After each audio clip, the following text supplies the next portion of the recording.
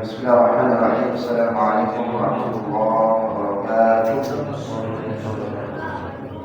Innal hamdalillah nahmaduhu wa nasta'inuhu wa nastaghfiruh wa na'udzu billahi min shururi anfusina wa min sayyiati a'malina. Man yahdihillahu fala mudilla lahu wa man yudlil fala hadiya lahu. Asyhadu an la ilaha illallah wa asyhadu anna Muhammadan 'abduhu wa rasuluhu la nabiyya ba'dahu. Allahumma salli ala Sayyidina Muhammad wa ala alihi Sayyidina Muhammad. Alhamdulillah alafa bainana wa alafa baina qulubina fa aslahna wa amsayna bi ni'matil iman wa bi ni'matil ikhwana. Thaniyan salatan wa tasliman ala nabiyyina Muhammad sallallahu alaihi wasallam alladhi huwa uswatuna wa qudwatuna ila yaumil akhir.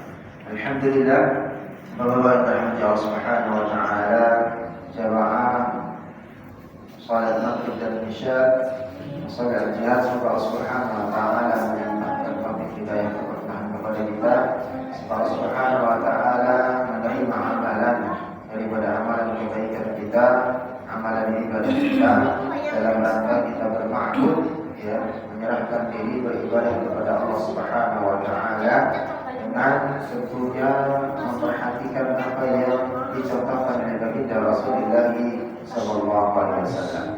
Jemaah yang dirahmati Allah Subhanahu wa taala, alhamdulillah dengan nikmat yang diberikan oleh Allah Subhanahu wa taala kepada kita semua, dan tentunya nikmat itu menjadi bagian daripada kewajiban kita selaku hamba Allah senantiasa mensyukuri, ya, dengan cara, dengan tuntunan, dengan begitu banyak cara.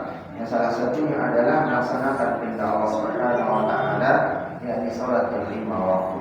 Begitu juga dengan wujud syukur itu kepada Allah Subhanahu wa taala dengan senantiasa memanfaatkan daripada waktu-waktu yang diberikan oleh Allah Subhanahu wa taala kepada kita. Waktu itu menjadi bagian daripada ibadah, maka setiap amalan yang kita lakukan, baik itu amalan yang tentunya berkaitan dengan keduniaan, ya, bisa dijadikan sebagai ibadah, maka tentunya ini menjadi motivasi tersendiri untuk seorang hamba untuk bisa memberikan peranan yang terbaik, baik itu sebagai kepala rumah tangga, baik itu sebagai karyawan, baik itu sebagai orang yang misalnya dipercaya oleh salah satu perusahaan dan yang lain. Maka ini menjadi bagian daripada ketaatan kita kepada Allah Subhanahu wa taala.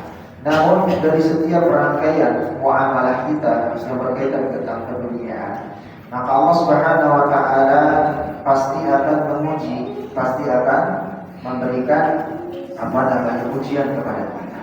Maka bentuk ujian ini bermacam-macam, sehingga ada orang yang tatkala dia diuji, sebagaimana yang pernah kita bahas, dia semakin takabur kepada Allah Subhanahu wa taala. Dia semakin mendekatkan dirinya kepada Allah Subhanahu wa taala. Lalu ada orang juga, seorang hamba tatkala dia diuji, dia lemah keimanannya, justru dia putus asa dari rahmat Allah Subhanahu wa taala. Bukannya dia mendekat, tapi ternyata dia menjauh kepada Allah. Nah, di rentang dia menjauh kepada Allah Subhanahu wa taala ini rawan, yang mana syaitan itu bisa mengganggu, ya, bisa mencari bala tentaranya terhadap orang-orang yang galau, orang-orang yang berputus asa atas rahmat Allah Subhanahu wa taala. Maka inilah sehingga di dalam Al-Quran Allah Subhanahu wa taala, ya, melarang begitu banyak, ya, di antara ayat-ayat, bahkan di dalam suratul Jin Allah Subhanahu wa taala memberikan ingatan, memberi peringatan kepada kita. Begitu juga dengan di dalam suratul Baqarah, ya, di mana bangsa manusia, ya, bisa melakukan akad, bisa melakukan perjanjian dengan jin atau dengan syaitan, atau syaitan dari golongan. Akan tetapi ujung-ujungnya manusia yang dizalimi, manusia yang dijerumuskan. Sehingga di dalam suratul Jin Allah Subhanahu wa taala menyampaikan wa annahu kana rijalun minal insi ya'uduna minal jinni fazaduhum rahaqa. Ya, ada segolongan bangsa manusia, mereka tekan kontrak, ya, saling bekerjasama dengan segolongan bangsa dari bangsa jin, ya, untuk melakukan kesepakatan. Ternyata fazaduhum rahaqa. Jin itu memberikan kesesatan, mengajak mereka ke jalan kesesatan menuju neraka Allah Subhanahu wa taala. Maka di sini di bab yang pernah kita bahas ini masih dalam bab tentang babul marid, sakit, dan bagaimana cara mengobatinya. Lalu adab-adab daripada seorang itu untuk menjenguk saudaranya, ada bagian rinciannya. Yang kemarin terakhir kita adalah bagaimana salah satunya adalah mencari ketawakulan kepada Allah. Kesembuhan itu harus dengan cara medis, dan begitu juga dengan cara berdoa dengan ruqyah, ya, meruqyah diri sendiri, meruqyah keluarga, meruqyah atau orang-orang yang terdekat dengan kita. Nah, kemarin sudah saya share doa-doa ruqyah dengan diri sendiri, begitu juga dengan penyakit ain, dan begitu juga dengan pentingnya kita bagaimana tahu tata cara, ya, meruqyah sesuai dengan apa yang dicontohkan oleh baginda Rasulullah SAW. Ya, itu juga dengan para sahabat dan disepakati oleh para ulama. Lalu berikutnya rincian daripada bab tentang mencari kesembuhan ini. Maka ada keputusasaan dari manusia sehingga dia mengambil jalan pintas, sehingga apa yang terjadi bisa mendatangi dukun atau bisa, ya, mencari seseorang yang dianggap, ya, bisa menyembuhkan sakitnya dan disarankan untuk memakai jimat. Lalu apa hukumnya jimat di dalam Islam? Nah, ini bagian larangan memakai jimat dan rajam. Di dalam surah Az-Zumar Allah Subhanahu wa taala berfirman, "A'udzu billahi minasyaitonir rajim. La in sa'altahum man khalaqas samawati wal ard la yaqulunna Allah qul afara'aytum ma tad'una min dunillah in aradani Allah bi dhurrin hal hunna kashifatun durrihi aw aradani bi rahmatin hal hunna mumsikatun rahmat hal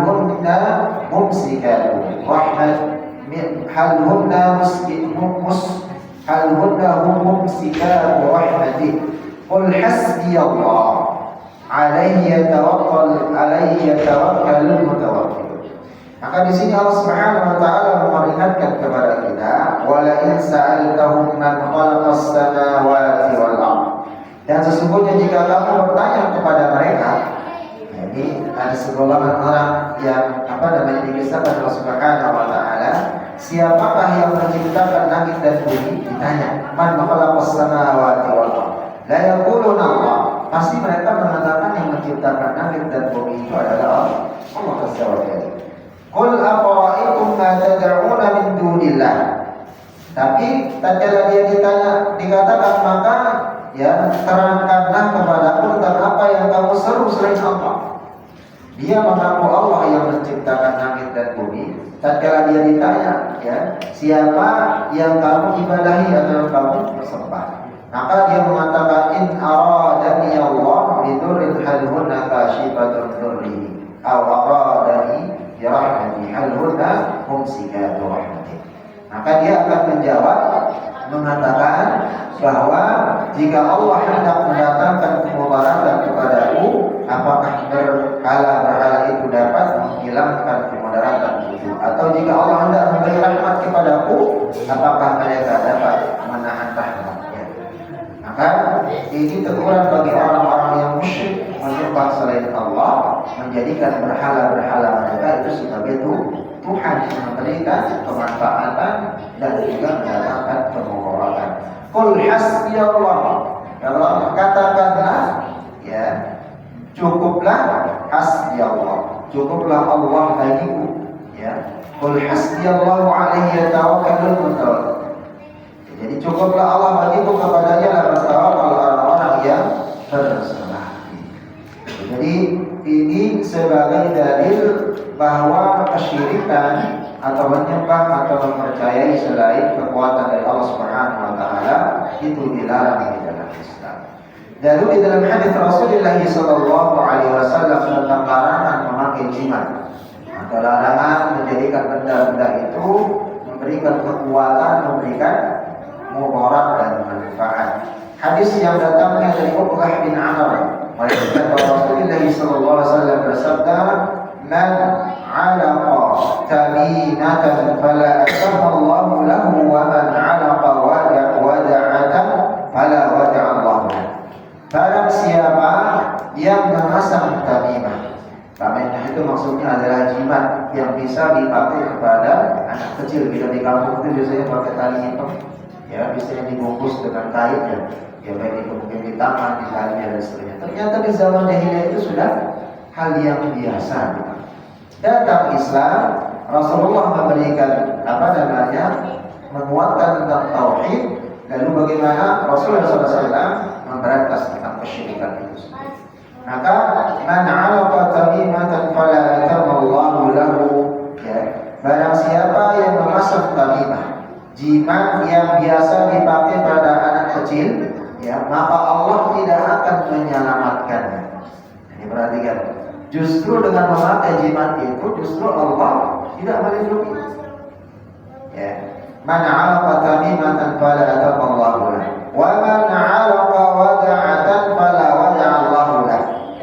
Lalu Rasulullah SAW mengatakan, barang siapa yang memasang wadiah itu adalah jimat yang dibuat dari barang laut, baik itu misalnya kerang atau sesuatu yang ditemukan di laut dan seterusnya, kata Rasulullah SAW, fala wada'a Allahu lahu, maka Allah tidak akan melindunginya. Ya, jadi dua poin di sini. Orang yang meyakini suatu benda dijadikan sebagai jimat kepada anaknya atau kepada orang dewasa, maka justru Allah Subhanahu wa taala tidak melindungi anak tersebut dan tidak melindungi orang tersebut dari mana. Jadi ini kehati-hatian. Maka tamimah adalah sepotong kayu, bagaimana kita tadi sampaikan, yang biasa dipakaikan kepada anak-anak yang diyakini bisa menolak penyakit ain, penyakit dengki. Maka pernah kita sebutkan penyakit ain ini ya dari zaman jahiliyah dulu sampai hari ini itu masih ada. Jadi aib itu kalau melihat misalnya seorang anak yang misalnya kita banggakan, pinter anaknya, cantik, bersih dan seterusnya, terus diposting, ya, disampaikan ke tetangga, sampaikan ke orang lain dan seterusnya. Ada orang yang dengki, ya, mangkel di hatinya, langsung dia pandang, langsung di dalam hati mengatakan semoga anak ini sakit atau dia benci dan seterusnya. Seketika itu sakit dan tidak ada obatnya. Sulit mengobatinya ini. Nah, kalau Rasulullah SAW memberikan tameng-tameng seperti kemarin yang saya share dalam grup, ya, untuk melindungi diri dari penyakit ain.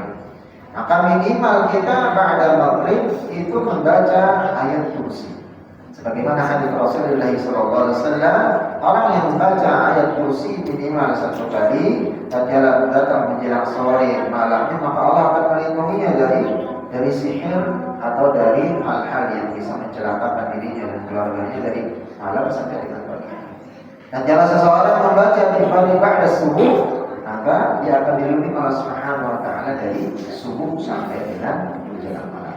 Maka ini jemaah Allah Subhanahu wa taala. Lalu hadis yang kedua datangnya dari Abdullah bin Mas'ud radhiyallahu anhu, sahabat Rasulullah sallallahu alaihi wasallam yang mulia. Meriwayatkan satu kali ia mendatangi istrinya. Lalu seketika itu Abdullah bin Mas'ud melihat pada leher istrinya itu ada kalung yang berbentuk jimat di leher istrinya. Seketika itu juga Abdullah bin Mas'ud meraih daripada kalung yang dikalungkan di leher istrinya tersebut, langsung ditariknya.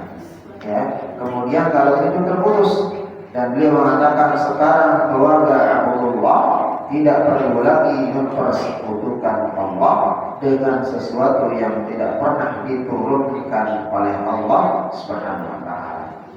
Dan Ibnu Mas'ud juga berkata, aku mendengar Rasulullah sallallahu alaihi wasallam bersabda, apa kata Rasulullah? Innar ruqa wat tabaina wat tiwalata syirk. Sesungguhnya ruqyah, ya, lalu jimat dan tiwala, ya, atau pengasihan adalah syirik. Di sini disebutkan tentang ruqyah. Jadi ternyata ruqyah itu ada yang syar'iyyah, ada yang syirkiyah. Jadi jangan memandang ruqyah itu semuanya adalah syar'i. Dibolehkan. Ternyata di kalangan para ulama juga menerangkan itu ada yang syirik, ada yang syar'i. Mana yang syar'i yang sesuai dengan tuntunan baginda Rasulullah SAW. Adapun yang syirik, dia mencampur baurkan antara batil dengan hak. Caranya bagaimana? Sepotong dia membaca ayat, sepotong dia membaca jampi yang tidak jelas maknanya. Itu syirik. Ya. Jadi kalau dia misalnya kita dengar bacaannya adalah ruqyah atau doa atau ayat yang dalam Al-Quran, maka itu syirik. Tapi tatkala dia mengucapkan tidak jelas yang dia ucapkan dan kita tidak dengar dan kita tidak tahu misalnya maknanya, maka itu bagian daripada kebatilan, bukan bagian daripada ruqyah yang syar'i. Banyak yang sekarang berkata, mohon maaf, tatkala sudah bergengsi putih, pakai jubah, kemudian kotan, maka dipanggil seorang kiai ataupun ustaz langsung bisa meruqyah, tapi ternyata jambi-jambi di sana ada mantra-mantra yang dibaca. Apalagi ada syarat-syarat yang menjurus kepada kesyirikan. Ya, nanti datangkan ini, misalnya minta darah ini, minta tulang ini. Ya jelas, kalau sudah minta tulang berulang, minta darah, hal-hal yang diharamkan untuk dikonsumsi, maka tinggalkan. Ya. Karena di dalam hadis yang lain, tulang berulang itu adalah sebagian memang adalah makanan daripada bangsa jin. Jadi tulang belulang itu adalah makanan dari bangsa. Jadi kalau sudah ada syarat-syarat yang melenceng daripada tuntunan syar'i, maka jauh. Begitu juga dengan tatkala seseorang yang bisa mengaku melihat. Ya. Karena ya di dalam hadis yang sahih, begitu juga dengan keterangan para ulama, ya orang-orang yang diberikan karunia atau diberikan karamah dan seterusnya adalah orang-orang yang memang menjadi pilihan Allah. Tapi itu memang pilihannya sulit. Banyak sekarang orang-orang yang memang kita lihat mungkin ibadahnya biasa-biasa saja, ya takarubnya kepada Allah, zuhudnya terhadap dunia biasa-biasa saja, tapi masih bisa mengaku bisa membagi dan seterusnya. Bisa saja, alhamdulillah dia kerjasama dengan syaitan. Maka tidak jarang kita temukan para dukun ya menyampaikan ya, tidak bisa mengobati, ya, tidak bisa menangkal penyakit ini karena ini terlalu kuat. Walaupun memang bisa, datangkan nanti syarat yang lebih mantap, yang mahalnya sekian, belum sekian ratus juta. Ya, jadi dia berakad lagi sebagaimana dikatakan di dalam surat begitu, annahu kana rijalun minal insi ya'udu, meminta pertolongan bekerjasama minal jinni fazaduhum. Dan begitu juga dalam surat Al-Baqarah, wattaba'u ma tatlu syayatin 'ala mulki Sulaiman wa ma kafara Sulaiman walakinna syayatin kafaru yu'allimuna an-nasa as-sihr. Nah, ini dasarnya. Jadi di sana ayat ini menerangkan bagaimana Nabi Sulaiman alaihissalam diberikan kekuasaan oleh Allah Subhanahu wa taala dari bangsa manusia dan bangsa jin. Begitu juga dari makhluk Allah yang namanya tidak terlihat, binatang, angin dan seterusnya, semua kerajaannya lingkup kerajaan Nabi Sulaiman alaihissalam. Nah, tapi Nabi Sulaiman itu beriman kepada Allah, tunduk dia kepada Allah Azza wa Jalla. Maka di sini diselewengkan oleh syaitan iblis dan Allah alaih, ya, dengan mengerjasamakan bangsa manusia, yu'allimu dan mereka sebagian itu mengajarkan tentang sihir. Sihir ini fungsinya apa? Bisa memisahkan dua orang, suami istri yang saling mencintai, yang saling luar biasa saling mencintai, itu bisa terpisahkan, bisa bercerai. Yang tadi suaminya melihat istrinya cantik, bagus, melayani, tiba-tiba pulang-pulang dari kantor istrinya melihat muka suami udah kayak binatang misalnya, seperti kerbau, seperti monyet dan yang lainnya dan seterusnya. Atau dibuat emosional, dibuat pertengkaran dan seterusnya. Maka ini adalah bagian daripada sihir dan itu dilarang. Dan itu dilarang dan dikecam di dalam Islam.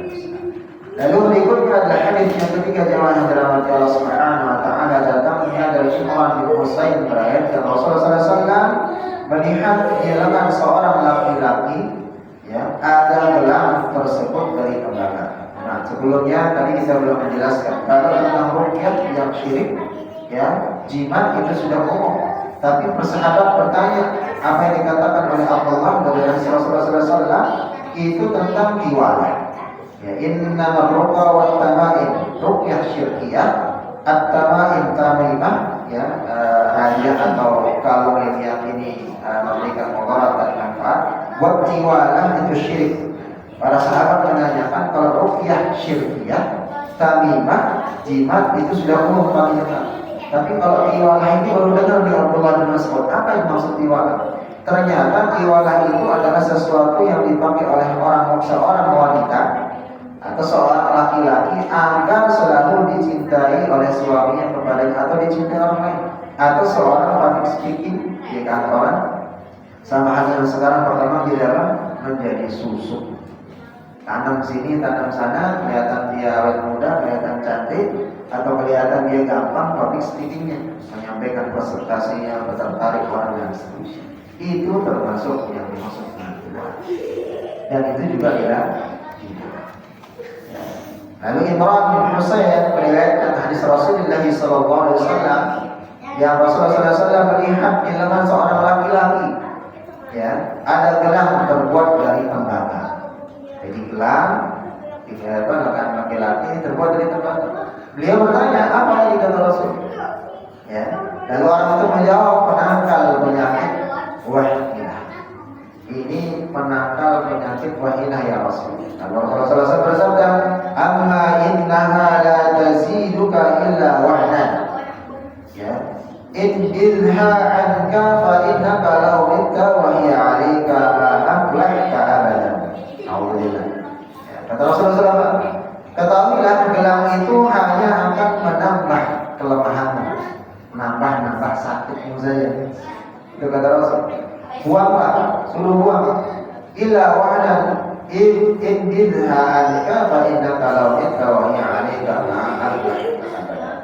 Akan tetapi kalau dia tidak mau buang itu gelang Rasul atau jimat yang dianggap sebagai memberikan kekuatan tadi, ya, maka Rasulullah SAW mengatakan, pada saatnya kamu meninggalkan dan gelang itu masih kamu, atau kamu meninggal nanti gelang itu masih melekat di dalam tubuhmu, atau masih kamu pakai sampai kamu meninggal itu kamu yakin gelang itu memberikan mudarat dan manfaat, kata Rasulullah SAW, kamu tidak akan bahagia selamanya.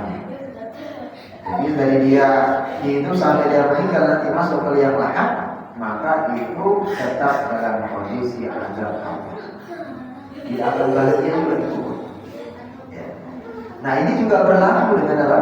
Dengan susu yang sudah ditanam di dalam. Maka Bapak dan Ibu dirahmati Allah Subhanahu wa taala, kalau ada memang dulu di masa muda yang menggunakan itu, segera mungkin itu diruqyah untuk segera taubat dikembalikan. Ya. Karena kalau itu nanti dibawa meninggal, ya, pengalaman saya sering meruqyah orang yang dalam keadaan mempunyai susuk itu sakaratul maut itu sulit sama. Ada yang koma 5 tahun, ada yang koma 3 tahun. Dokter mengatakan sudah angkat tangan, tidak ada penyakit lagi, tapi orangnya masih hidup. Lurut dari keluarga semua menyambut dulu ini seperti itu. Ternyata memang penyebabnya ada susuk yang ditanam, ada zimat yang masih disimpan di yang ini. Nah itu yang kalau sedih. Lalu berikutnya hadis yang datang dari tempat dari Abu Rawud berkata bahwa Isa bin Hamzah, ya, bercerita kepada aku menemui Abdullah bin Hakam yang sedang menderita bintik-bintik, itu tentang penyakit cacar atau penyakit yang menular, bintik-bintik merah di kulitnya. Lalu aku bertanya mengapa tidak pakai tamimah, kenapa enggak pakai simat aja, tamimah untuk menghilangkan penyakit itu yang tadi dari tembaganya. Dia menjawab, na'udzubillah, kata kami berlindung kepada Allah dari semua itu, karena Rasulullah SAW bersabda, ya, man 'alaqa syai'an wukila ilaihi, barang siapa yang memakai sesuatu yang dia yakini, ya, bukan datangnya dari Allah, tapi keyakinannya itu barang itu memberikan kemanfaatan atau bisa menyembuhkan, ya, bersih syirik kepada Allah Subhanahu wa taala, dia akan dipasrahkan kepada sesuatu. Udah lepas diri Allah Subhanahu wa taala. Begitu juga dengan Rasulullah SAW. Nah, nanti dia akan diserahkan, boleh cari saja kesembuhan atau perlindungan dari benda yang kamu yakini. Ya. Maka di sini jamaah Subhanahu wa taala hati-hati kita. Maka benda-benda yang dianggap memberikan mudarat dan manfaat, contohnya misalnya kalau kita memang senang dengan keris, koleksi saja keris. Ya. Kalau keris itu kan banyak macamnya, karena saya juga senang ada 3, ada 9, 8, 11 dan seterusnya. Kalau kita koleksi yang sebagai benda antik yang memang ada dijual belikan, hal itu karena keantikan semakin lama tahunnya bahan pembuatannya semakin mahal. Begitu juga pamornya itu banyak macamnya ya. Jadi misalnya sepuhan misalnya Cirebon beda, Jawa Tengah, Jawa Timur beda, Banten beda, Bali, Lombok, nah itu yang mahal-mahal ya, sampai 80, 150 juta ya. Tapi tergantung daripada siapa punya yang membuat. Tapi semata-mata memang hobi karena memang kolektor saja. Bukan meyakini itu memberikan kekuatan. Nah ini kehati-hatian kita dalam. Nah sama halnya juga dalam hadits Rasulullah sallallahu alaihi wasallam, man ataka, barang siapa yang mendatangi dukun lalu diberikan syarat jimat ini untuk kesembuhan, dia yakin baik orang yang datang dan yang mengantarkan ngedengerin nasihat dukun tadi untuk dapat ini jadi ini, dia percaya juga, maka 40 hari 40 malam sholatnya tidak diterima dan tidak gugur kewajiban sholatnya 40 hari 40. Tetap dia sholat harus, tapi nggak diterima 40 hari 40 malam. Itu kata Allah. Nah ini harus hati-hati karena dia bagian daripada syirik. Lalu berikutnya, bolehkah kita memakai tulisan doa-doa yang sudah jelas dalilnya? Bisa doa-doa yang diambil dari Al-Quran dan Sunnah. Bolehkah kita memakai tulisan itu, kita tulis di kertas yang jelas itu adalah doa, misalnya Quran, lalu kita pegang, kita bawa. Nah ini ada keterangan. Amr bin Su'aib riwayatkan dari ayahnya dari jaddah atau kakeknya Abdullah bin Amr bin As, Rasulullah SAW bersabda, "Idza fazi'a ahadukum fil nawmi," apabila atau jika seorang dari kalian mengalami ketakutan ketika tidur. Jadi dia mimpi misalnya tidur atau takut misalnya di ruangan ini, misalnya nggak bisa tidur kalau tidur di ruangan ini, ya. Idza fazi'a ahadukum fil nawmi falyaqul, maka hendaklah dia mengatakan kalau takut, misalnya masuk ke ruangan mau tidur kok kebayang-bayang, tadi bisa habis nonton film bioskop, filmnya film horor, kalau Indonesia kan film horor itu paling takut, ya. Tapi film-film yang berkenaan tentang dakwah atau film-film yang berkenaan tentang pendidikan biasanya penontonnya sedikit. Tapi kalau sudah berkenaan dengan horor, anak-anak muda itu luar biasa. Coba bapak-bapak misalnya sekali berjalan lewat bioskop, pasti yang paling banyak dibeli tiket itu film horor. Inilah pentingnya kita menghadirkan pendidikan yang baik di tengah-tengah. Alhamdulillah, anak kita sekarang itu luar biasa. Ya, remaja kita yang Gen Z, yang Gen Alpha ini itu luar biasa yang harus di dalam pendidikan. Tidak bisa dididik seperti itu. Dan mereka itu lebih banyak mengedepankan kepada ekspresi, termasuk tadi film-film yang harusnya sebenarnya kalau kamu flase saja, ya. Dan itu yang menyebabkan mereka ternyata juga ada banyak gangguan psikologis. Banyak anak-anak kita gangguan psikologis, ya. Kalau misalnya di zaman dulu, ya kita mengkondisikan diri dengan hal-hal yang berbau dengan ghaib, itu ada kehati-hatian dan seterusnya. Tapi mereka yang sekarang itu membuatnya seperti itu. Maka di sini kehati-hatian kita dalam mengawasi mereka. Maka tatkala kita takut memasuki ruang, tatkala kita tidur, tertakut atau lebih, maka katakan kata Rasul, a'udzu bikalimatillahi tammati min ghadabihi wa iqabihi wa syarri ibadihi wa min hamzati syayatin wa an yahrum. Ini juga doa yang diajarkan Rasul untuk meruqyah. Qul a'udzu bikalimatillahi tammati min ghadabihi wa iqabihi wa syarri ibadihi wa anwa'il hamzati syaitani wa ayyatuhu fa innaha lan tadurru. Kata Rasulullah SAW, katakan aku berlindung dengan kalimat-kalimat Allah yang sempurna dari amarah dan siksanya, juga dari kejahatan hamba-hambanya, ya, dari bisikan syaitan dan dari kehadirannya. Jadi itu kita berlindung. Jadi dari kejahatan hamba-hamba Allah, bagi manusia kalau ada yang hendak mau menghina kita malam hari, maka tertolak tatkala kita membaca doa. Begitu juga kalau dikirimkan jin dari beberapa syaitan datang, itu tidak bisa. Dan begitu juga dari orang-orang yang orang-orang yang hadir atau yang zahir terlihat dengan air atau langsung misalnya akan mencelakakan kita. Maka kita akan berlindung Allah Subhanahu. Maka syaitan itu tidak akan dapat mencelakakan. Itu kata Rasulullah. Kalau dia baca doa ini, fa innaha lan tadur. Syaitan dan bala tentaranya tidak akan mencelakakan orang yang membaca doa, ya. A'udzu bikalimatillah min ghadabihi wa iqabihi wa syarri ibadihi wa min hamzati syayatin wa ayyatuhu. Jadi ini menjadi doa. Lalu Abdullah bin Amr mengajarkan doa ini kepada anak-anaknya. Jadi seorang sahabat mulia, Abdullah bin Amr, diajarkan doa ini kepada anak-anaknya. Dan ini penting juga anak-anak kita diajarin doa. Jadi jangan sampai nanti misalnya kayak ini baca ayat kursi kok mempan-mempan gitu. Baca ayat kursi kok mempan bacaan, salah pengamalan yang harus. Maka doa ini juga perlu diajarkan kepada anak-anak kita, istri atau orang yang berkata.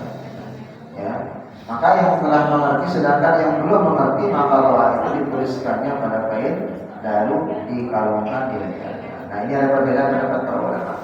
Seorang sahabat Abdullah bin Amr mengajarkan doa ini kepada anak-anaknya yang sudah ngerti, yang bisa baca, dihafal.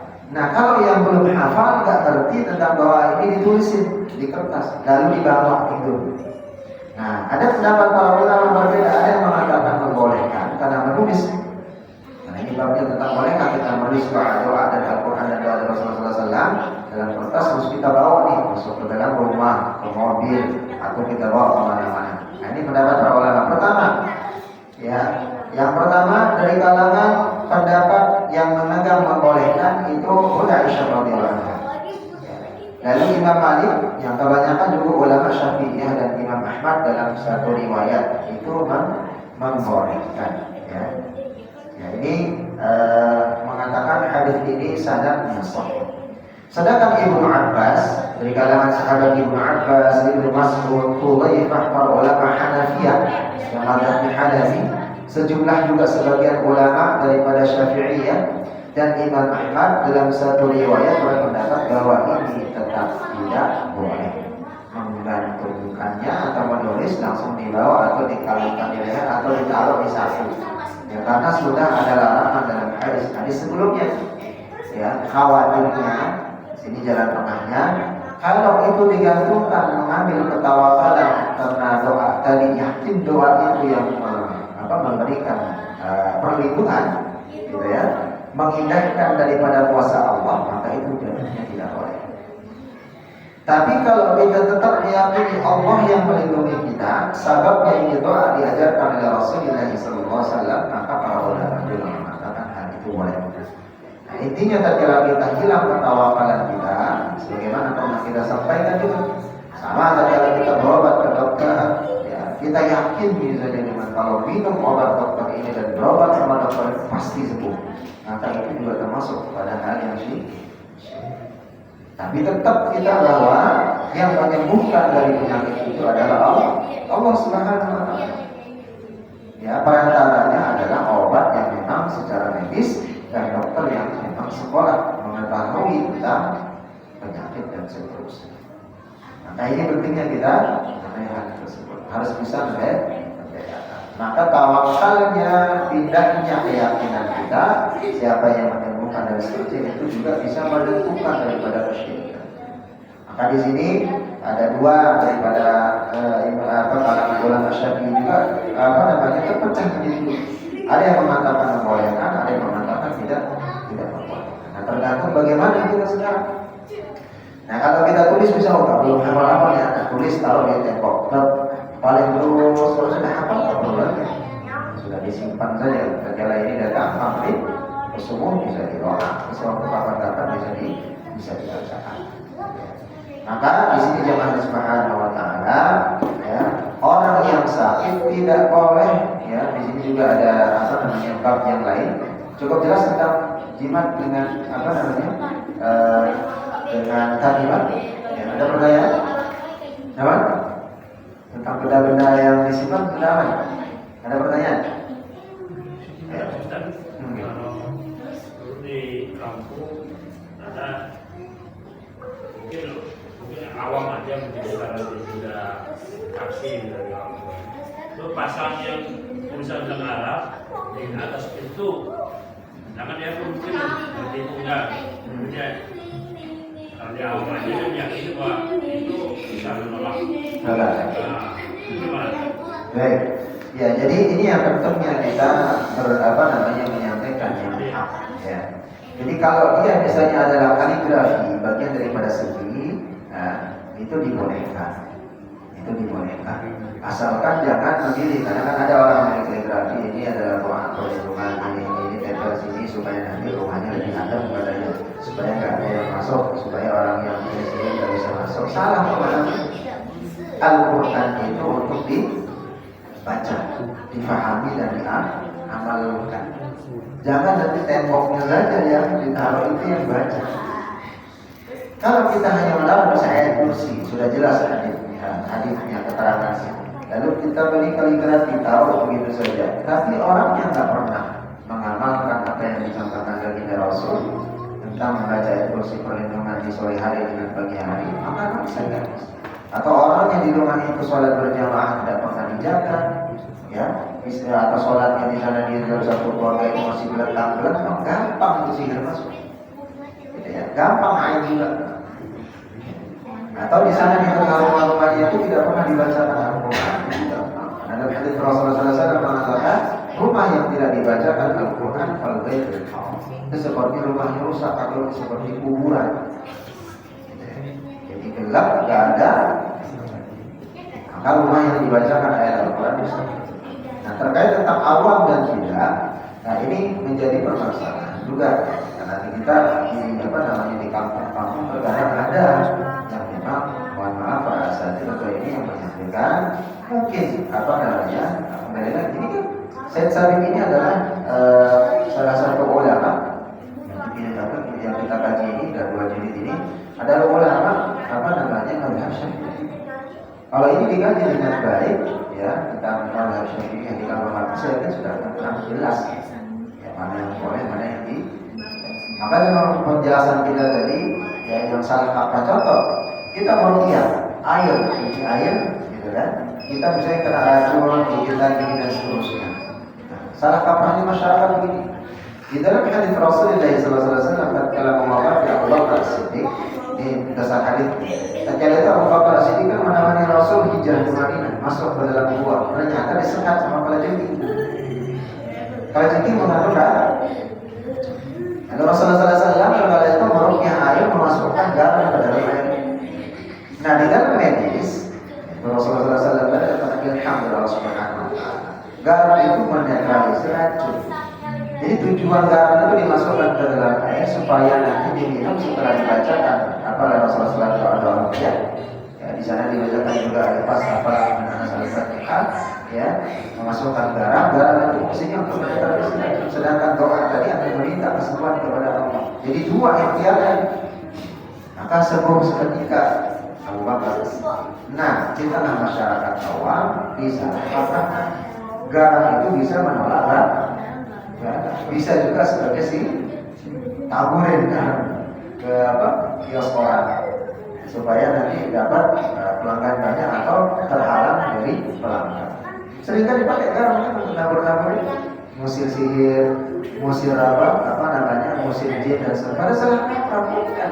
Garam itu memiliki kekuatan walaupun akan dibacakan ya. Tapi kalau masuk ke dalam tubuh ada racun binatang itu ternetralisir sempurna.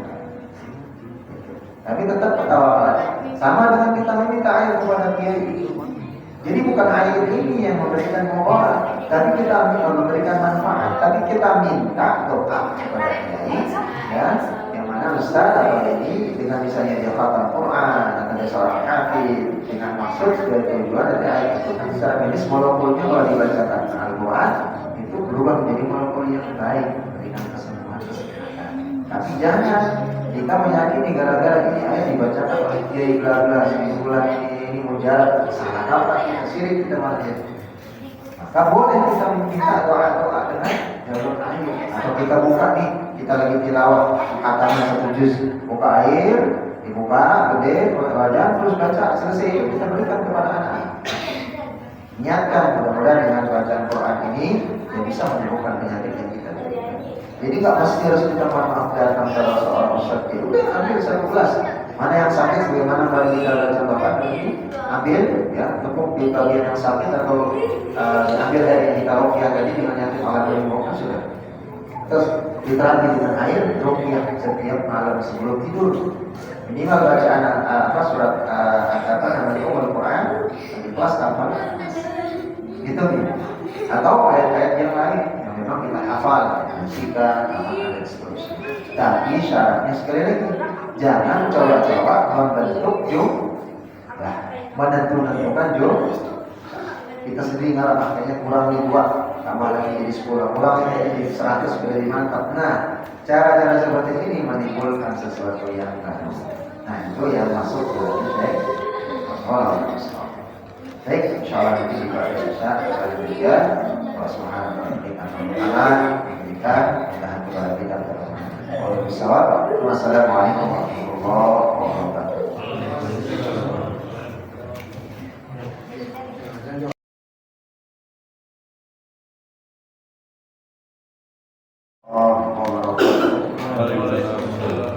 Alhamdulillah nahmaduhu wa nasta'inuhu wa nastaghfiruh wa na'udzu billahi min shururi anfusina wa min sayyiati a'malina man yahdihillahu fala mudilla lahu wa man yudlil fala hadiya lahu. Baik jemaah salat maghrib dan isya masalah Allah Subhanahu wa taala. Kita lanjutkan sedikit tentang pembahasan kita ya tentang dilarangnya atau tidak dibolehkannya menggunakan jimat ya dalam bentuk apapun yang mana menghilangkan ketawakan kita kepada Allah Subhanahu wa taala. Lalu kesimpulannya adalah pertanyaan apakah memakai jimat itu termasuk kepada syirik? Ya, apakah dia termasuk jimat itu mensekutukan Allah Subhanahu wa taala? Maka ya memakai jimat memang termasuk kesyirikan. Jadi mempercayai sesuatu yang dianggap mendatangkan manfaat dan bisa menolak bala, ya, atau bisa membentengi dari datangnya bala, maka itu termasuk syirik. Ya. Maka apakah dia termasuk daripada syirik akbar besar atau asghar, termasuk syirik besar atau syirik kecil?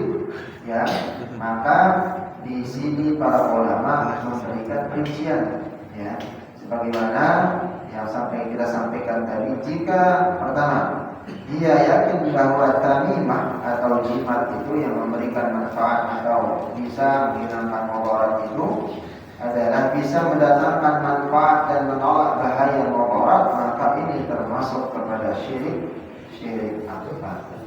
Jadi ini perbedaan ini adalah rincian kesimpulan. Ya. Kalau pertanyaannya apakah jimat tamimah itu termasuk kepada kesyirikan, maka dia termasuk syirik. Tapi termasukkah dia kepada syirik besar dan syirik kecil? Maka yang pertama, apabila tamimah, jimat dan berbagai macam bentuknya tadi itu diyakini dia mendatangkan manfaat, ya, memberikan keuntungan kepada dia, ini ya, bisa menyelamatkan dia dan seterusnya, atau juga bisa menolak bahaya atau bala, ya, baik itu sakit, usir, ini bisa menyelamatkan dia dari kecelakaan dan seterusnya, maka ini termasuk kepada syirik besar. Karena yang mendatangkan manfaat dan menolak daripada bala atau bahaya hanya Allah Subhanahu wa taala, bukan jimat, bukan benda, apalagi benda Jika yakin bahwa jimat atau tamimah tersebut sebagai sebab penyembuhan, ya, jadi bedakan. Yang pertama tadi dia meyakini bahwa jimat itu yang memberikan manfaat, bisa menyembuhkan dan seterusnya, dan bisa menolak daripada bala atau bahaya. Nah, sedangkan yang kedua ini kalau dia yakin bahwa jimat itu hanya sebagai asbab, perantara untuk menyembuhkannya, ya, dari sakit, atau bisa menyembuhkannya, atau bisa menolak balanya, atau dia dari sihir dan seterusnya, maka ini termasuk daripada syirik asghar atau syirik kecil. Ya, kalau dia menganggap sebagai asbab saja. Ya. Demikian keyakinan kebanyakan orang yang memakai jimat. Sebagian besar kita kan tidak segitu. Ya, memakai jimat itu kan sebagai sebab saja, sebagai asbab atau perantara supaya bisa sembuh atau dilindungi. Tapi ketawakalannya tetap kepada Allah. Dia yakin tetap Allah yang menyembuhkan. Jimat ini hanya sebagai perantara saja. Lalu bagaimana hukumnya kalau yakin seperti itu? Ya, maka di sini ya keyakinan ini termasuk kepada hal yang umum. Dan kesimpulannya, walaupun jimat dikatakan syirik kecil, ya, karena yang keyakinan yang tadi bahwa Allah tetap yang menyembuhkan, jimat ini sebagai asbab, namun syirik tetap lebih parah atau domainnya atau tingkatannya itu posisinya lebih tinggi posisinya dari dosa besar. Ya, karena sekali lagi, walaupun dia termasuk dari golongan syirik kecil, kalau yang meyakini tetap Allah yang menyembuhkan, dia masih tetap pakai jimat ini sebagai sebab saja, perantara saja, ya, dia termasuk syirik kecil. Tapi ingat, syirik kecil itu termasuk dari hal yang lebih tinggi, ya, tatarannya atau posisinya dari dosa besar. Dan kita tetap harus waspada daripada dosa syirik, karena Allah Subhanahu wa taala menyampaikan di dalam surat An-Nisa, "Innallaha la yaghfiru an yushraka bihi wa yaghfiru ma duna dzalika liman yasha." Sesungguhnya Allah tidak akan mengampuni dosa syirik. Kalau dosa besar bisa diampuni, besar. Tapi kalau syirik Allah tidak ampuni, karena sudah main-main dengan Allah, berani mensekutukan Allah atau menduakan Allah. Ini perbedaannya. Ya, kalau dosa sebesar apapun, segunung apapun, udah membunuh orang ratusan, pernah berzina, ini pernah kita bahas di di kajian sebelumnya, nanti jika dibuka di YouTube, ya, di channelnya Salat Jihad. Ya, bentuknya sebesar apapun, tatkala dia bertobat dan nasuha, tidak mengulangi lagi, ya, terus memperbaiki ibadahnya, diampunkan. Tapi kalau sudah syirik, sebagaimana ditulis Indonesia, innallaha la yaghfiru an yushraka bihi wa yaghfiru ma duna dzalika liman yasha. Allah, ya, sesungguhnya Allah tidak akan mengampunkan dosa syirik, dan Dia mengampuni segala dosa-dosa selain daripada syirik itu, ya, bagi siapa yang dianggap. Jadi kesimpulannya, syirik itu ibadah, Allah tidak mengampuni. Ya, sedangkan dosa yang sudah syirik, Allah Subhanahu wa taala mengampunkannya. Lalu sekarang syirik itu berkamuflase sedikit demi sedikit. Yang tadi penghambaan yang menyembah secara virtual itu berbentuk jasadnya patung, pohon, terus tempat-tempat yang diangkerkan, yang dikeramatkan dan seterusnya. Berkamuflase dia juga bisa.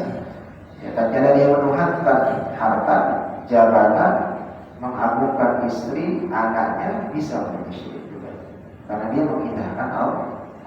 Dia nggak sadar yang menciptakan, yang memberikan rezeki, yang memberikan jabatan, yang memberikan pasangan, yang mengkaruniakan anak, itu adalah Allah SWT. Ya, jadi itu hati-hati. Maka para ulama yang mengibaratkan syirik itu seperti semut hitam yang berada di malam yang kelam, tidak ada lampu sama sekali, berada di atas batu yang hitam. Itu syirik kecil. Jadi kelihatan tidak sama sekali, remang-remang. Ya. Maka menggantungkan hati pada jimat itu termasuk bagian daripada syirik. Man ta'allaqa syai'an wa quliya ilaihi. Barang siapa yang menggantungkan hatinya kepada sesuatu, maka urusannya akan diserahkan kepadanya. Dan sebagaimana tadi kita jelaskan, ya. Tapi berikutnya di dalam surat Al-Falaq Allah menyampaikan wa may yatawakkal 'ala Allah fa huwa hasbuh. Nah, ini sebagai solusinya. Siapa orang yang dia bertawakal kepada Allah, niscaya Allah akan mencukupkan keperluannya. Ya, jadi fa huwa hasbuh, Allah sendiri yang menjadi kecukupan. Kuncinya itu adalah bila kita tawakal. Allah akan memberikan keberkahan. Selain di dalam surah Al-Falaq tadi Allah juga menyampaikan lanjutan dari ayatnya wa may yattaqillaha yaj'al lahu makhraja wa yarzuqhu min haitsu la yahtasib. Orang-orang yang bertawakal kepada Allah, niscaya Allah Subhanahu wa taala akan mengeluarkan dia. Atau dia akan dikeluarkan dari kesempitan permasalahan. Yattaqillaha yaj'al lahu makhraja. Kesulitannya akan diberikan solusi. Bukan itu saja, wa yarzuquhu min haitsu la yahtasib. Lalu berikutnya Allah akan memberikan dia rezeki dari arah yang min haitsu tidak disangka. Ya, la yahtasibu wa may yatawakkal 'ala Allah fa huwa hasbuh. Maka lanjutannya adalah dan barang siapa yang bertawakal kepada Allah, niscaya Allah akan mencukupkan keperluannya. Allah Subhanahu wa taala. Di sini ada dinilai. Tadi masalah yang kecil yang yakin hanya perantara Allah itu sama derajatnya dengan ria. Dia boleh dikatakan sedikit kecil juga. Ria. Ya, itu ya pertanyaannya. Ya. Baik. Kalau dia memang berbeda. Ya, tatkala dia ria ini kan mengagung-agungkan atau menganggap dirinya paling lah. Ya, paling soleh, paling taat, ya, paling pintar, paling kaya, paling dan semuanya paling ya. Tapi memang tatkala dia tidak mewakil, ujung-ujungnya bahwa dia menganggap semua yang dia miliki, yang dia dapat itu bukan dari Allah. Itu bahayanya. Tatkala dia sudah berasal, ini kan saya yang punya harta, saya yang mencari, saya capek ini dan seterusnya, susah payah mencarinya dan seterusnya. Dan ini adalah hak saya. Enggak mau misalnya, enggak mau dia beramal dan seterusnya. Menganggap dirinya paling kuasa, paling ini. Nah itu yang teruskan syaitan yang membisikkan dia. Sama dengan Fir'aun yang awalnya dulu tidak seperti dia menganggap dirinya sebagai Tuhan. Tapi karena dia paling berkuasa, punya bala tentara, punya kekuasaan, punya ini dan seterusnya, lama-lama menganggap dirinya sebagai Tuhan. Saya bisa membunuh dan bisa menghidupkan orang. Caranya bunuh gimana? Kalau perintah kepada panglimanya, ya bunuh dia, bunuh. Cara dia perintahkan jangan bunuh dia, hidupkan. Maka hidup itu yang dimaksud Fir'aun, yang bisa membunuh dan bisa menghidupkan orang. Karena awalnya dari mana? Tadi kampungan. Dia memamerkan kekuasaan, memamerkan jabatan, memamerkan dirinya dan seterusnya. Terus digiring dan seterusnya. Jadi pada hakikatnya dia tidak bagian sebenarnya dari kesyirikan. Karena dia beda, Pak. Kata tadi dalam konteks ini itu bisa menggiring seseorang ya ke dalam kepada kesyirikan dan bahkan bisa lebih berat ya dari pada kesyirikan tersebut. Walau besar. Yang lain? Kalau wasilah untuk masuk syirik, contohnya begini. Wasilah apa seperti apa? Gini contohnya nih wasilah. Orang mengobati dia orang yang soleh lah katakan. Minta obat, minta disembuhkan ke orang soleh. Kemudian dia membacakan ayat Al-Quran atau ya, melalui media air minum. Nah dengan wasilah air minum itu lalu bacaan surat Al-Quran yang dilantunkan sama dia kemudian diminum. Nah, itu gimana tuh? Apakah termasuk dari para syirik ya. Baik. Tadi sudah kita sampaikan memang sebagian umum masyarakat kita itu salah memahami ya. Dari hadis yang menyampaikan bahwa ya tentang tatkala seseorang itu pindah ketawakalannya kepada Allah, tidak lagi kepada Allah, tidak lagi dia tawakal kepada Allah, maka itu termasuk syirik. Termasuk juga meminta obat atau meminta kesembuhan atau dibacakan dan diberi air. Kalau dia meyakini bahwa kiai itu atau ustaz yang menyembuhkan dia dan air yang dibacakan, maka itu termasuk syirik. Tapi kalau dia meyakini bahwa Allah yang menyembuhkan, perantaranya adalah didoakan dengan ayat-ayat ruqyah sesuai dengan contoh baginda Rasulullah SAW dan para sahabat. Bagaimana tadi kita jelaskan, ruqyah itu dibagi menjadi dua, ada yang muslim, ada yang syar'i. Yang syar'i gampang cara membedakannya dengan syirik. Kalau dia syar'i adalah doa-doa yang dibacakan jelas, terang, dibaca, didengar oleh kita. Kalau kita tahu bahwa Quran di doa, ya, walaupun misalnya dia mengarang doanya tapi menggunakan bahasa Arab, tapi masih mengandung daripada permohonan kepada Allah, maka itu syariah. Tapi kalau sudah misalnya setengah dia baca ayat, setengah dia doa, terus selanjutnya qomat kamil baca mantra-mantra, maka itu syirik. Karena menggabungkan yang batil dengan hak. Tidak pernah akan bisa tercampur atau bisa menyatu antara yang batil dengan hak, kebenaran dengan kesalahan. Maka ditinggalkan. Apalagi kalau ada syarat-syarat yang menjurus kepada hal-hal yang diharamkan. Jadi tadi kita sebutkan syarat harus ulang ini, ambil ini dan seterusnya. Ya. Kalau kita mungkin di Indonesia film, saya sudah sampaikan tadi, film horornya nggak terlalu mistis, nggak terlalu kelihatan, menyeramkan. Kelihatan masih dibuat-buat film horor yang dibuat orang Indonesia. Tapi kalau Bapak melihat film horor orang Malaysia, mulai itu ngeri. Karena memang dituliskan mereka membuat film itu berdasarkan ada beberapa kitab yang ditulis oleh para ulama tentang sihir. Yang salah satunya adalah nama-nama syaitan atau nama-nama jin yang memang pangkatnya sudah jenderal, pangkat bintang 4, bintang 5 yang diminta. Tapi syaratnya susah. Salah satunya adalah ngambil kaki bagian orang yang baru meninggal masih perawan. Satu, gitu ya. Itu sulit. Lalu berikutnya mengorbankan salah satu anak yang dia cintai, ambil darahnya dan seterusnya. Nah itu baru ambil itu panglima bintang 5-nya itu iblis. Kepala tentaranya iblisnya siapa? Ya, jadi itu difilmkan. Kalau lihat film itu memang ada film-film seperti syarat-syarat. Maka kalau kita misalnya datang kepada seseorang terus dia menjurus kepada hal kesyirikan, yang misalnya walaupun yang dibaca misalnya ayat ruqyah tapi ada bercampur bau dengan mantra, maka tinggalkan itu syirik. Karena dia ruqyah iya, tapi syirik iya. Tapi tatkala kita yakin Allah yang menyembuhkan, doa ayat ini ada tuntunannya, ya sababnya Allah yang menyembuhkan. Tadi kita minta doa kepada orang soleh itu tidak mengapa. Asalkan jangan kita mengejas bahwa ini didoakan oleh kiai si fulan, ayat yang mujarab bisa bikin pinter anak kita ini. Kalau kita pun bisa gitu. Ya. Kadang salah kaprahnya begitu kan, datang ke pusara seorang ulama yang terkenal soleh taat. Ya.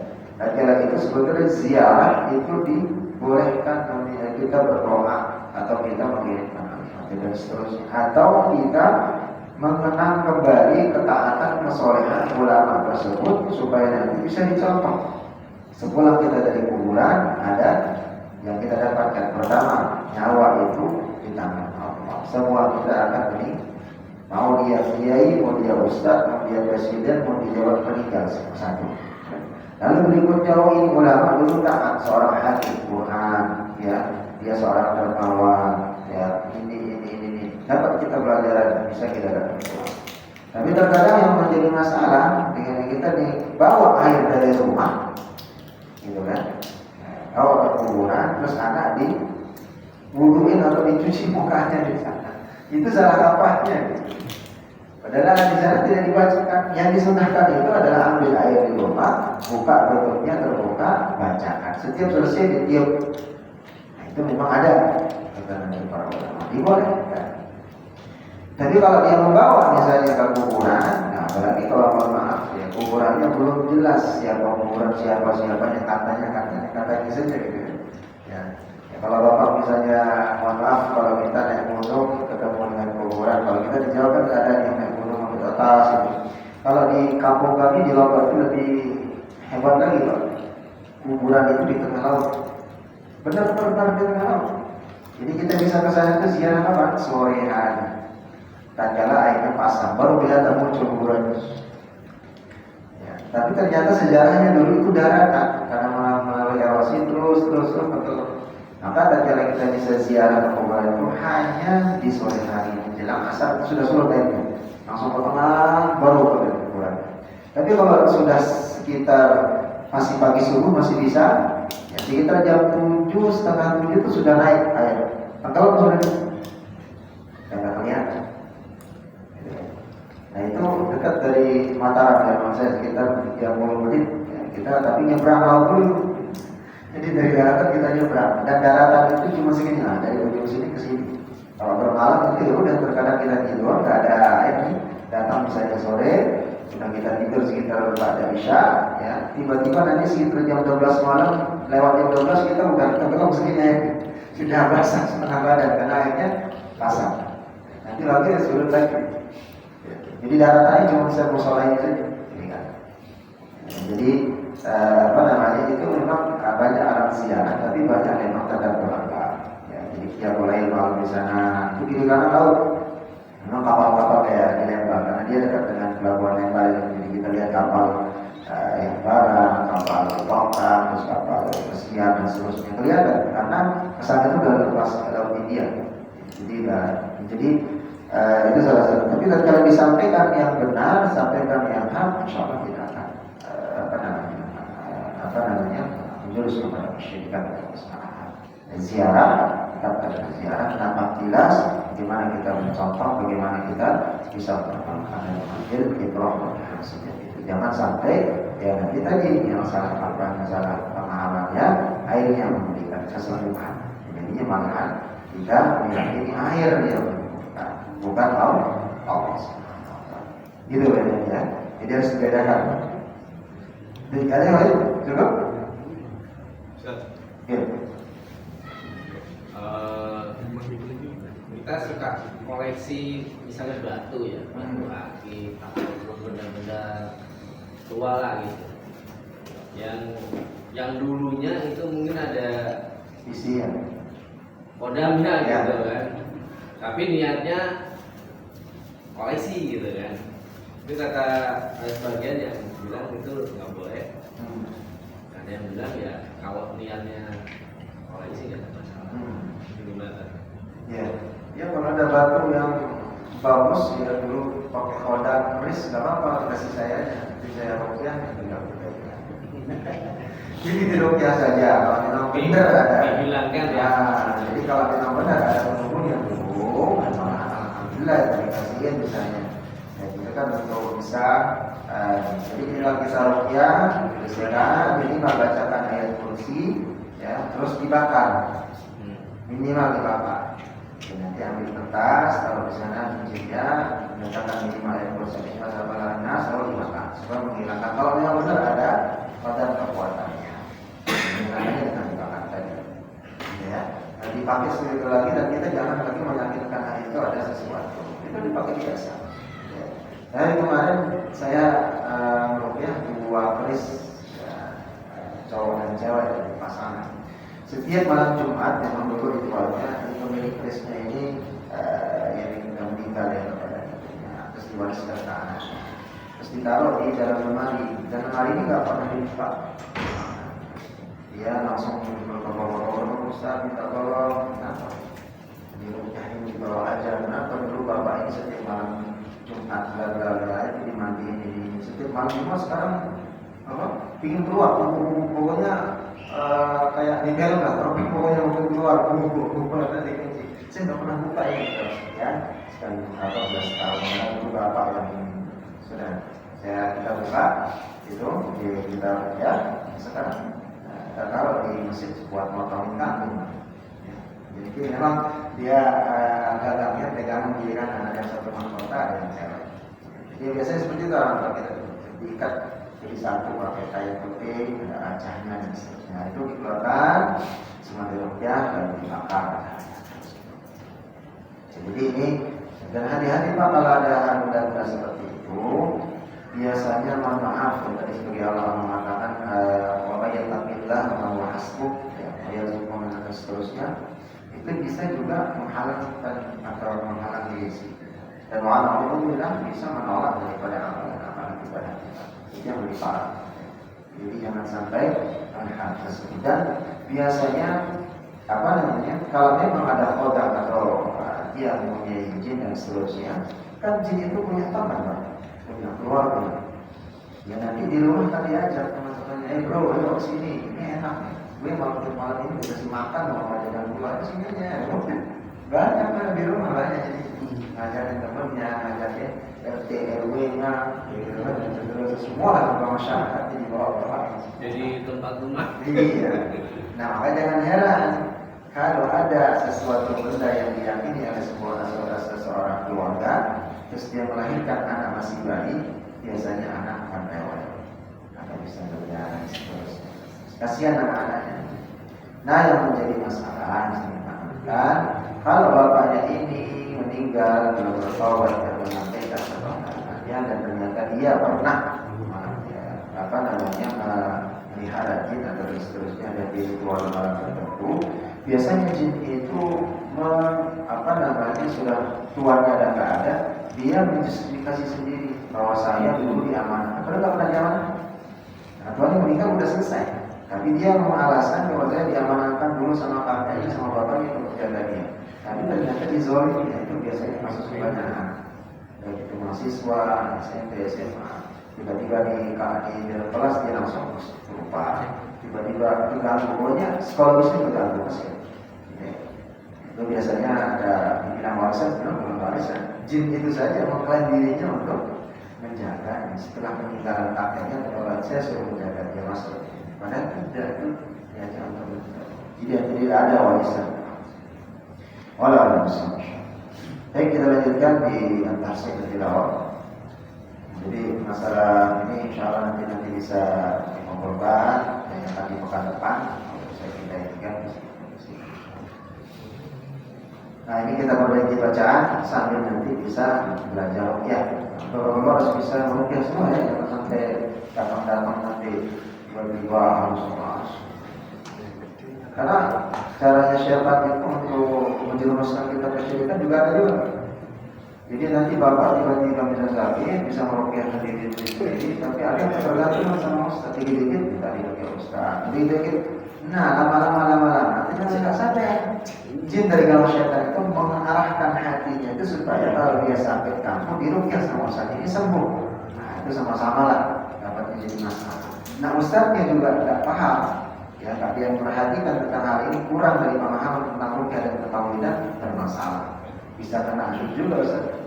Asik aja Ustaz ya yang mohon maaf nanti ada yang mau misalkan lagi meruqyah datang lagi, terus dia merasa sedikit diganggu lagi Ustaz, jadi bisikin kalau nggak ada gue ini orang ini nggak ketanganan nih.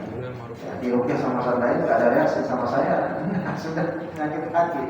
Jadi terus kecil itu kalau nggak dipahami oleh seorang Ustaz yang sering meruqyah itu masalah selesai. Masalahnya ini Ustaz, kalau kita merasakan mau yang diri, kita bereaksi, nah siapa yang mau dibuka? udah mempelang diri sendiri aja lah. Kalau kita nggak sadar gimana? Hah? Kalau kita nggak sadar gimana? Ya, kalau caranya, kalau memang reaksi gitu. Kalau reaksinya cuma muntah, nggak sampai masuk kesadarannya ini aman selesai. Nanti dulu muntahnya itu belum biasa, pusing, jadi masa tepuk sendiri, ya itu deh apa? Tapi kalau memang sampai kesadaran ya kita, nah itu baru. Kalau kesadaran yang hilang 100%, baru kita. Ya. Tapi kalau mereka sendiri sampai masih pusing-pusing, masuk kesemutan, ada yang jalan, merasa pegel, nah aman jalan. Ini. Baik, ada kemarin kita sampai halaman berapa di Pandangan kita? Nah kemarin kita libur ya? Al-Baqarah 91 kan? Ya? Al-Baqarah 91. Al-Baqarah 9. Pak pun ada tulis? Nggak seperti tulis kemarin? Atas 91 benar ya? Baik, juga ayat 91. 91-nya udah harusnya 92 sekarang ya. Berarti halaman dulu berapa tuh? 12? 15. Ya, 14. Oke, setengah kemarin ya, baru setengah rubuh ya. Kita baru membaca tadi 91 sudah. Berarti sekarang 92.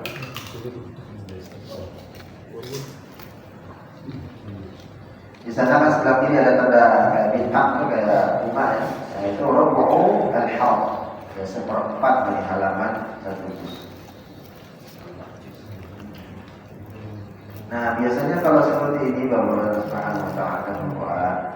Jadi ini kan pembahasan ya, kita jelas. Wala taja'u kita min indillah musaddiqan lima ma'ahum, itu satu paket penjelasan. Kalau dulu sudah ada satu rukun di wala taja'u Musa, itu sudah pembahasannya beda.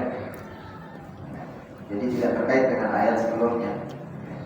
Makanya kalau kita jadi imam juga harus hati-hati. Jadi nggak sekedar hanya membaca potongannya di mana langsung sama kemana. Nah, nanti pembahasan khusus tentang haji di bawahnya berbeda, jangan dicampur dengan kalau memang bisa haji. Ya. Tapi kalau enggak itu salah. Insyaallah khair. Ya, kalau memang kita bisa, saya bacanya setiap halaman satu halaman satu rakaat, kalau tidak satu rukuk. Tapi kalau kali bagus, saya ngambil ya besok tetap bisa ya 1 sampai dengan 4 berkaitan tentang ketakwaan menikah, diambil lagi di surat Rum, ini juga dan seterusnya, atau satu jalan satu halaman yang tentang pembahasan. Baik, kita review dulu dari ayat paling atas ya, sampai dengan 91, mengulang yang kemarin, baru nanti kita lanjutkan. Masih ingat tempat berhenti dan mulainya? Masih ingat? Ini ada anak-anak muda yang ingat ya? Bukan kemarin saya dengan ini wisuda ya? Alhamdulillah. Nanti sudah ini ya, sudah siap mengamalkan apa namanya ilmunya ya? Atau mau menyempurnakan setengah agama dulu? Kita lihat saja, kali ngomong saja ya. Sudah ada perwakilan kemarin yang menghadiri sebagai orang tua. Kalau tua datang kan? Oh enggak, alhamdulillah sudah ada kemarin kan? Yang keluarga ayat yang ada semua. Kalau kemarin langsung mengutarakan misalnya Pak Ketua, kayaknya itu yang mana yang sudah amat kesekian itu kayaknya ini kan? Ada dua. Tapi kreatif bisa walaupun ada ruangan hafal yang nomor wisudawan kesekian sudah tahu ya nama bapak itu. Kita mulai dari awal dan atas mana sama-sama. 1, 2, 3. A'udzu billahi minasy syaithanir rajim. Bismillahirrahmanirrahim. Walamma ja'ahum kitabun min indillahi musaddiqan lima ma'ahum وكانوا من قبل يستفتحون على الذين كفروا فلما جاءهم ما عرفوا كفروا به فلعنة الله على الكافرين بئس ما اشتروا به أنفسهم أن يكفروا بما أنزل الله بغيا أن ينزل الله من فضله على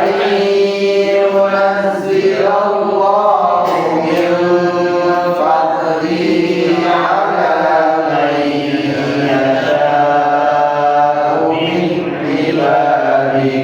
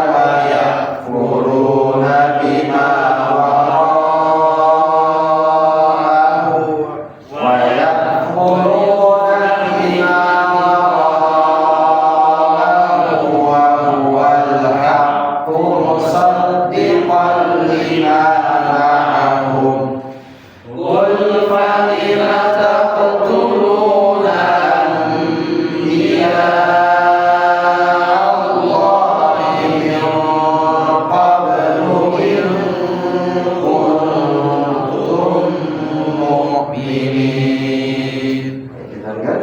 Walaqad ja'akum Musa bil bayyinati thumma ittakhadhtumul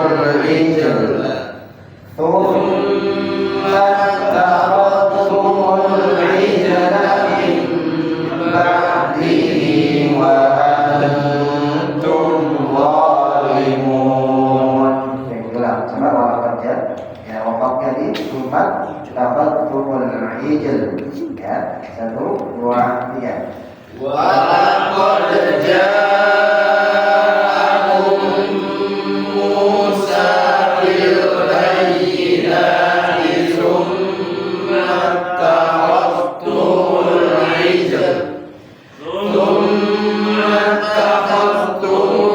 ijla min ba'dihi wa antum zalimun. Perhatikan saya berhenti di mana dan berhenti di mana karena ini konsep bisa dipotong dua.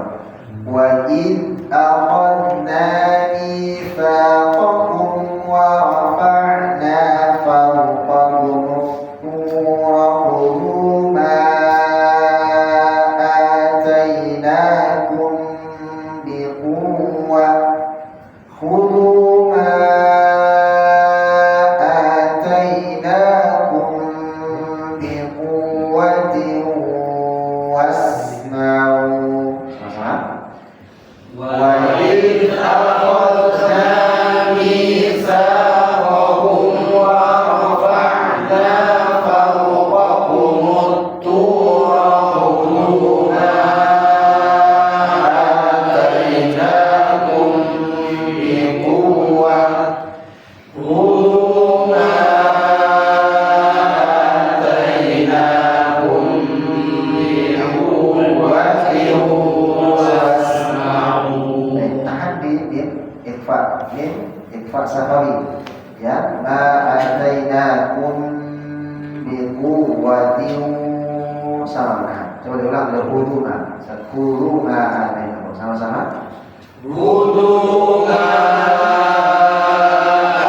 atainakum biquwwatin wasma'u.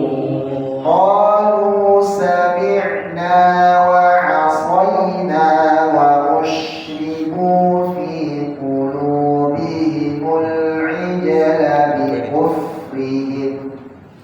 Qalu sami'na wa 'asayna wa ushribu fi qulubihimul 'ijla bi kufrihim. Lainnya akan jadi rawan. Jadi pan. Jangan di qulubihim wal ijla. Jangan. Ya pendek. Qalu sami'na wa 'asayna wa ushribu fi qulubihimul ijla bi kufrihim. Sama-sama.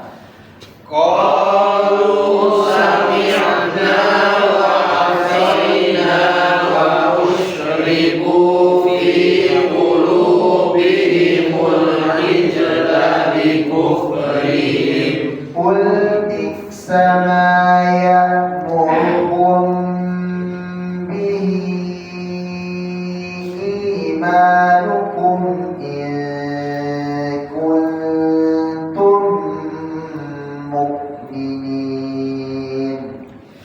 Qul bi'sa ma ya'murukum bihi imanukum in kuntum mu'minin. Baik, kalau kita ulang dari Pak Abdul ke Pak Ediana itu Pak orang ya. Nah, yang lain silakan disimak dulu. Ya, baik, nanti dari Pak Adit ke Pak saya lupa Pak masuk ke sini Pak Haji ya. Jadi 3 bagian ya dari Pak Ediana ke Pak Abdul. Monggo daripada Pak Abdul dulu kita tahu kan bismillah. Ayat 92 ya. 1 2 3. A'udzu billahi minasy syaithanir rajim. Bismillah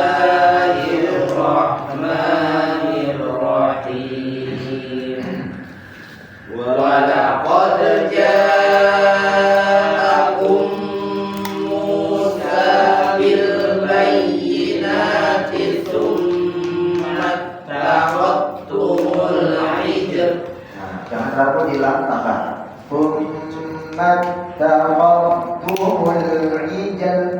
Ijal. Ya, jangan sampai ijal. Kalau ijal lamnya hilang. Ijal tetap lamnya tetap. Sekali lagi. 1, 2, 3. Walaqad ja'akum Musa bil bayyinati tsumma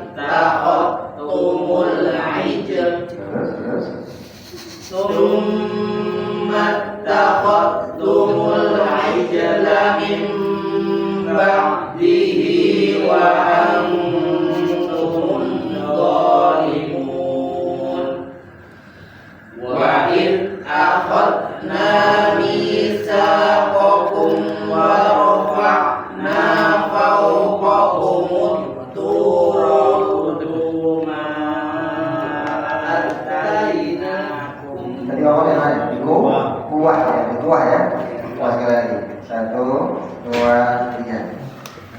Wa id akhadna mitsaqakum wa rafa'na fawqakumut tura khudhu ma atainakum bi quwwah. Ya. Khudhu Khudhu ma atainakum bi quwwatin wasma'un. Qalu sami'na wa asayna wa ushribu fi qulubihimul ijla li kufrihim. Qul bi'sa ma ya'murukum bihi imanukum in kuntum mu'minin. Baik, silakan. Dari baru ke memberitahu 1, 2, 3. A'udzu billahi minasy syaithanir rajim. Bismillahirrahmanirrahim. Wa qad ja'akum Musa bil bayyinati tsumma takhadtumul ijl. Ijal, ya, jangan ragu-ragu, jangan ijal enggak, ijal, sekali lagi Mas.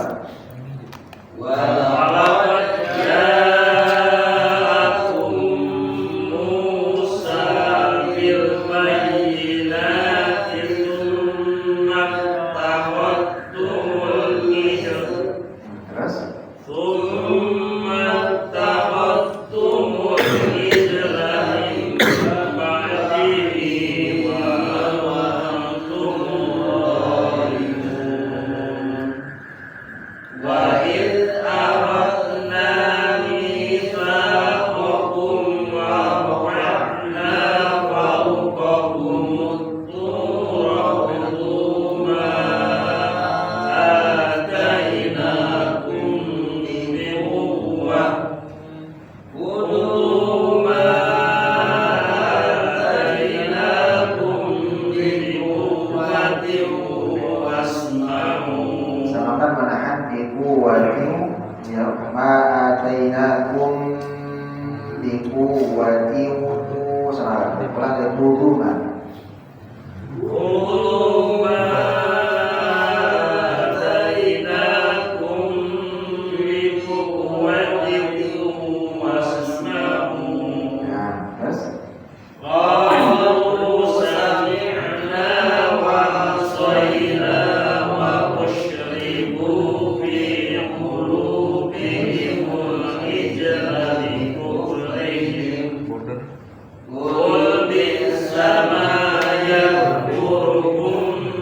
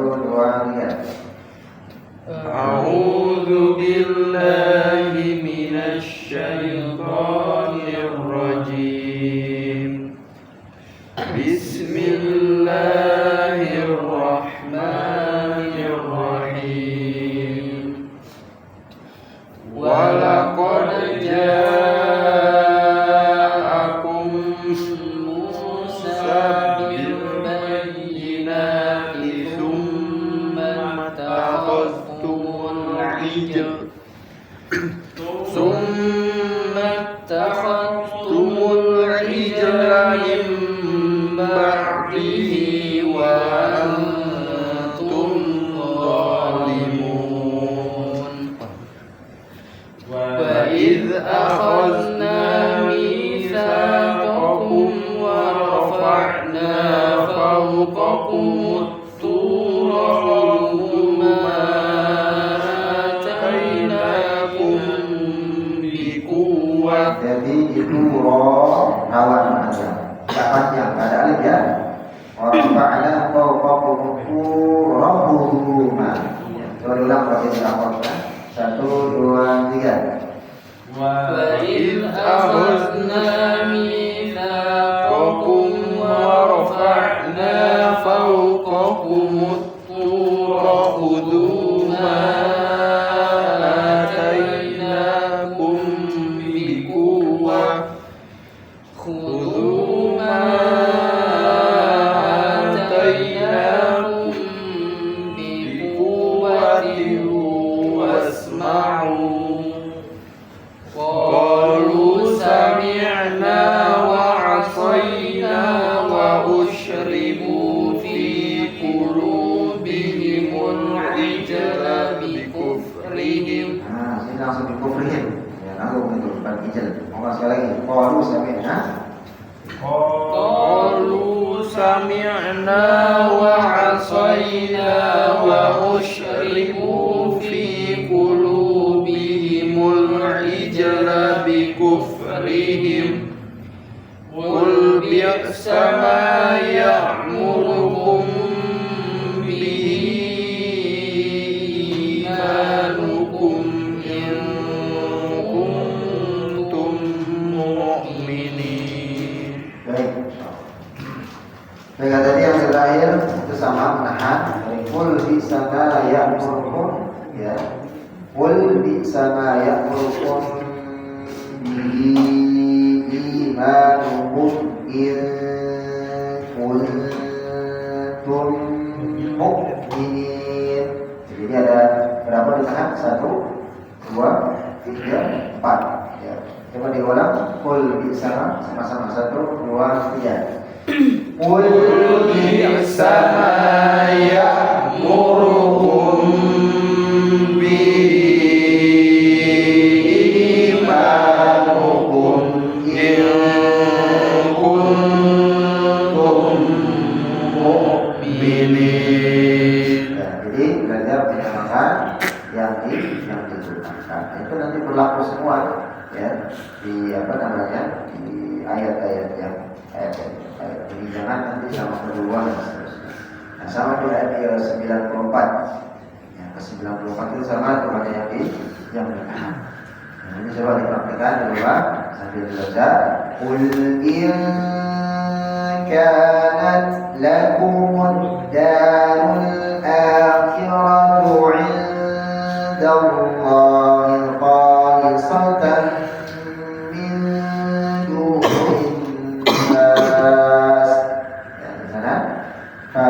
Jadi ada tasydid, ya ada tasydid. Jadi sama-sama bertahan ya. Jadi nun tasydid ketemu fa, jadi fasal tadi dipaham fikih itu sama bertahan. Baik, insyaallah kita cukupkan sekarang nanti dipraktikkan bersama mudah-mudahan bisa di apa namanya hari ya, setiap sunnah tepat untuk menahan setiap mat yang wajib dan jaiz itu disamakan. Kita cukupkan sama-sama baca alhamdulillah dan berdoa kepada Allah Subhanahu wa taala. Alhamdulillahirabbil alamin. Allahumma shalli ala Muhammad wa ala ali Muhammad kama shallaita ala Ibrahim wa ala ali Ibrahim fil alamin innaka Hamidum Majid. Ya Hayyu ya Qayyum bi rahmatika nastaghith. Aslih lana sha'nana kullahu wa la takilna ila anfusina tarfata 'ain. Allahumma ighfir lana dhunubana wa dhunuba walidina warhamhum kama rabbawna shighara warhamhum kama rabbawna shighara ya arhamar rahimin. Allahumma ighfir lil muslimina wal muslimat wal mu'minina wal mu'minat الأحياء منهم والأموات يا قاضي الحاجات اللهم تقبل دعاءنا اللهم تقبل كل حاجاتنا اللهم تقبل كل أعمالنا من عمل صالح اللهم رب الناس أذهب البأس اشفنا وأنت شافع اشفنا وأنت شافع اشفنا وأنت شافع لا شفاء إلا شفاء شفاء لا يغادر سقما ربنا ظلمنا أنفسنا وإن لم تغفر لنا وترحمنا لنكونن من الخاسرين اللهم اجعل لنا وأولادنا وأولادنا من أهل القرآن يا أرحم الراحمين ربنا آتنا في الدنيا حسنة وفي الآخرة حسنة وقنا عذاب النار الحمد لله رب العالمين. Assalamualaikum warahmatullahi wabarakatuh. Waalaikumsalam.